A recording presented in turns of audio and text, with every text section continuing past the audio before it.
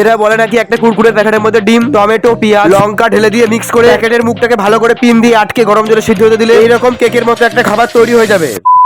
আসলে সত্যি এরকম হয় নাকি চলো দেখা যাক। আর আজকের এই রেসিপিটা আমরা তৈরি করবো বাড়ির বাইরে অন্ধকার জায়গায়। প্রথমে একটা চিপসের প্যাকেটকে ভালোভাবে কেটে নিলাম, তারপর একটা পেঁয়াজকে ভালো করে ছাড়িয়ে কেটে নিলাম, এরপর একটা গোল লাল টমেটো নিয়ে নিলাম এবং পিস পিস করে কেটে ফেললাম, আর 2-3টে রসুন কেটে নিলাম। এরপর নিয়ে নিলাম 3টে লম্বা লম্বা লঙ্কা, তারপর সেই লঙ্কাগুলোকে মাঝখান দিয়ে চিড়ে ভালো করে পিস পিস করে কেটে নিলাম। এরপর একটা ডিম নিয়ে সেই ডিমটাকে ভেঙে ওই প্যাকেটের মধ্যে ঢুকিয়ে দিলাম। ডিমের পর প্যাকেটের মধ্যে টমেটো, পেঁয়াজ, একে একে লঙ্কা সব ঢুকিয়ে দিলাম। সবগুলো ওর ভিতরে দেওয়া হয়ে গেলে তারপর একটা চামচ দিয়ে ভালো করে সব মিক্স করে দিলাম। মিক্স হয়ে গেলে প্যাকেটটাকে ভালো করে বন্ধ করে পিন আপ করে দিলাম। ওরা যা করলো আমিও তা করে প্যাকেটটাকে পুরো রেডি করে ফেলেছি। এবার শুধু সিদ্ধ করার পালা। যেহেতু বলেছি এটা বাইরে করবো তাই বাইরে সিদ্ধ করার জন্য দেখো বাইরে আমরা কত সুন্দর করে একটা উনুন করে ফেলেছি। এরপর হাড়ির মধ্যে জল দিয়ে উনুনটাকে ধরিয়ে দিলাম এবং এরপর দিয়ে দিলাম আমাদের সেই চিপসের প্যাকেটটা।